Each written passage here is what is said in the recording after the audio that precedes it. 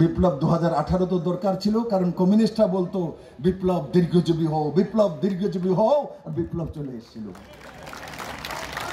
আর এখন এই স্লোগান দেয় না, কারণ তারা বিপদে পড়ে। আমার যেদিন দেখছে, আমি যেদিন ক্যান্ডিডেট ডিক্লেয়ার হয়েছি এখানে মঞ্চের আর সামনে, তারা তো খুশি হয়েছে কমিউনিস্টের আর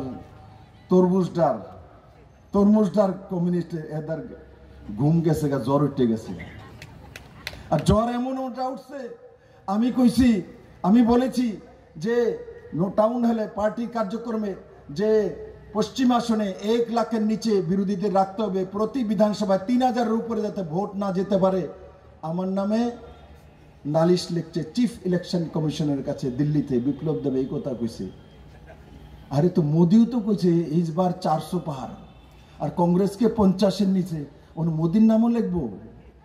এটি আসলে জ্বর যেছে, জ্বর বেশি উঠলে কি কয়, মাথার জ্বর উঠে গেলে উল্টা পাল্টা কয়।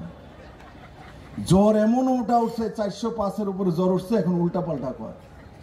একটা কয় দুবাইয়ে টাকা গুনতাছে, আরে টাকার মান করছো, আমি রোজগার করছি থেকে গুনে বুঝে। প্রদ্যুতের লোকে ঢিল হয়ে গেছে গা, আর দুবাইয়ে টাকা গেছে গা, গুনতাছে। আরেকটা কয় বিপ্লব দেব কেমনে কয়ে দিল আমরা 1 লাখের নিচে ভোট চাবো। বিপ্লব দেবকে তোমরা 10 লাখ ভোট দিব? বিপ্লব বিজেপি কার্যকর্তা, বিজেপির ক্যান্ডিডেট, তো বিপ্লব দেবের ভোট চাইবে না? নরেন্দ্র মোদীর জন্য ভোট চাইবে না? কি আজব দেশে গজব কাহিনী। এরা বলে ত্রিপুরাতে সরকার চালিয়েছে, 25 বছর এরা সরকার চালিয়েছে। সাংবাদিক বন্ধুরা তারা ফটো তুলছে বই পেয়ে, দেহ তাদের এই পুরনো ফটোটি বাইর করো তারা, যে এরা কেমন জীব আছিল যারা ত্রিপুরার মানুষের শাসন করছে। এই কারণে ত্রিপুরার মানুষের দুর্দশা হয়েছিল। আর আজকে মাননীয় প্রধানমন্ত্রী নরেন্দ্র মোদীর নেতৃত্বে ত্রিপুরাতে এক বিকাশমুখী সরকার তৈরি হয়েছে। আজকে ত্রিপুরাতে কেউ না খেয়ে মৃত্যু হয় না।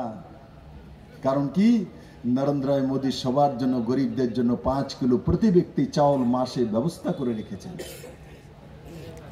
আগে কংগ্রেস কমিউনিস্টের যখন সরকার ছিল, ত্রিপুরাতে সব জায়গায় শোনা যেত এই কমিউনিস্টদের বয়ান কি ছিল, খাদ্য নেই, বস্ত্র নেই, অন্ন নেই, মা নাই, ফুলা নাই, মায়া নাই, বিয়া নাই, খাওয়া নাই, কেন্দ্র বঞ্চনা, কিচ্ছু দেয় না, কিচ্ছু করে না, কিচ্ছু পাইছি না, মানে সব নাকারাত্মক স্লোগান।